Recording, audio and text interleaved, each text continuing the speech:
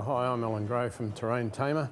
A while ago we went to Brisbane and overhauled the transfer case on Ruthie's Milo, and the gearbox, as you can imagine, with Ruthie driving and some of the places he gets into, the gearbox has had a pretty hard life. Never been overhauled, but recently slipping out of first gear a little, so he sent it down to us to overhaul, and we've pulled it apart, and I'd like to show you some of the parts we found and the things we're going to do to it before we reassemble it. With the gearbox, we're going to put some genuine Japanese bearings and seals and our gaskets right through, of course.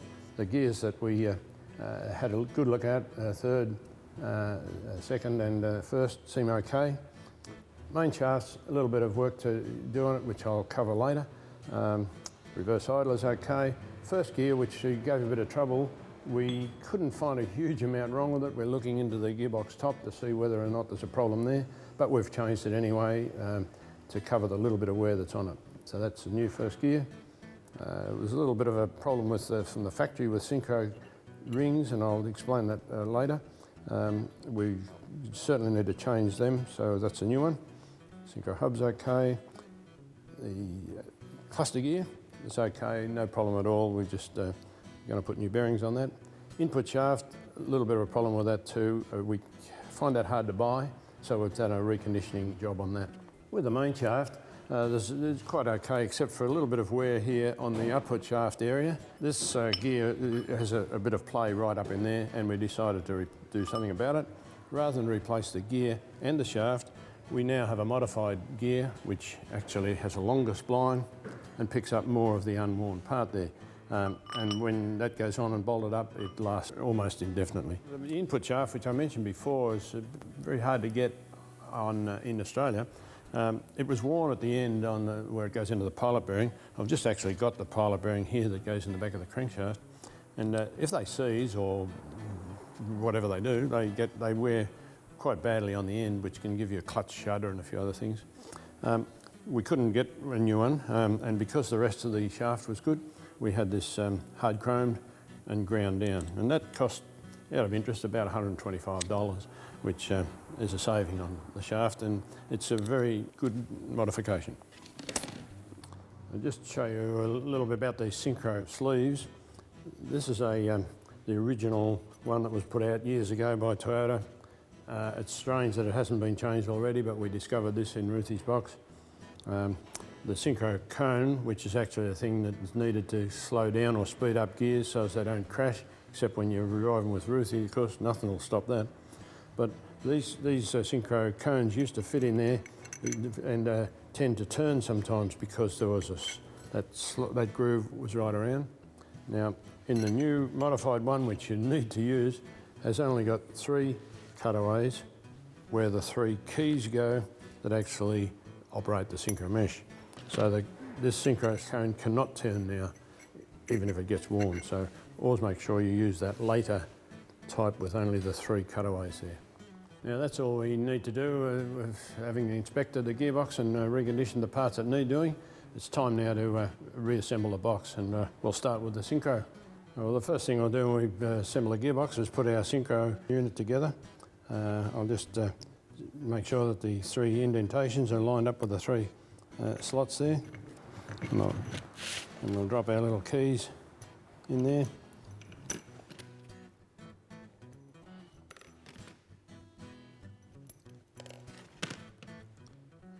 And the springs, a bit tricky at times, but yeah, that's okay. I'll turn that over and make sure that the gap there doesn't line up with the gap on the other side. So we'll put that back this way here.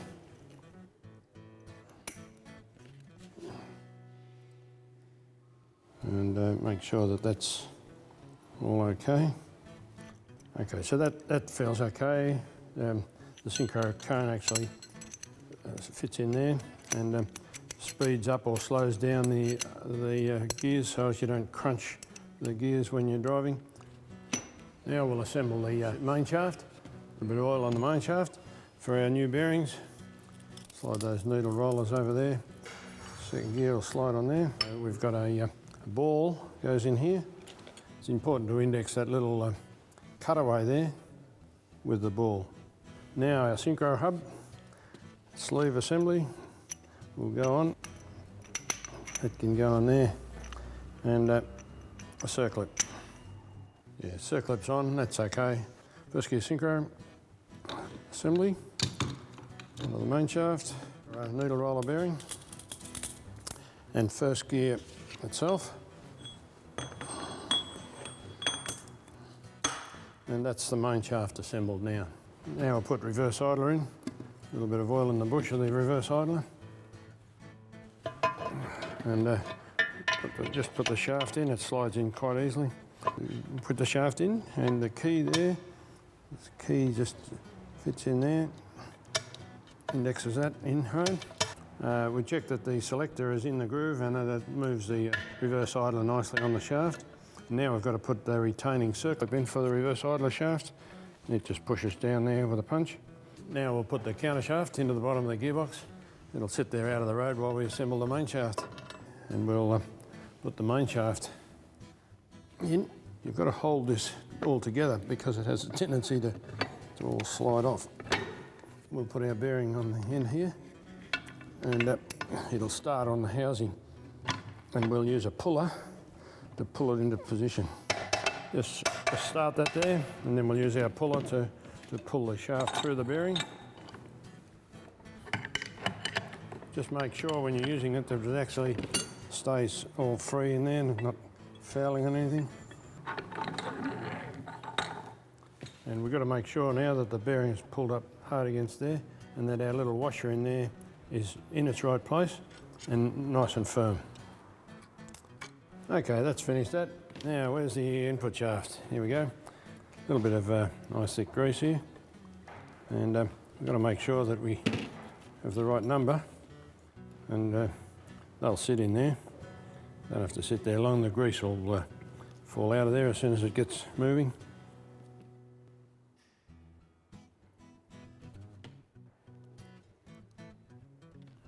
We've put some grease on the Synchro ring to hold it in position because it's pretty critical here just when you're putting that in that it can jam.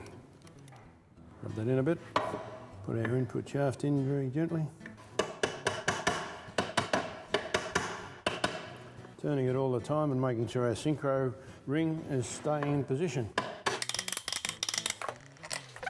After we're tapping this in, just make sure that that Synchro ring is indexed, just moves just a little bit like that. That's that brass ring, so as you know that it's free, and we'll finish tapping it straight in nice and tight. Now we'll put the countershaft bearings in, the bottom bearings in a gearbox. The drive end countershaft bearing in first. It makes it easier to assemble. I'll just tap that in.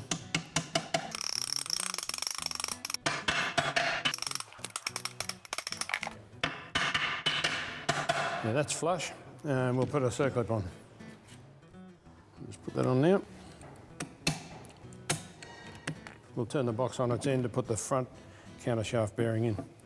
That'll hold the countershaft in position. We'll just knock that down. It's a little bit tight. We'll use a punch that we've got just for the job. We'll knock that right down. Okay, that's nice and tight now. Circlip will hold the bearing in place, and we'll keep it there. Got the circlips in. Now we'll check it to make sure of correct alignment of all the gears, and we'll select the gears and make sure there's no binding.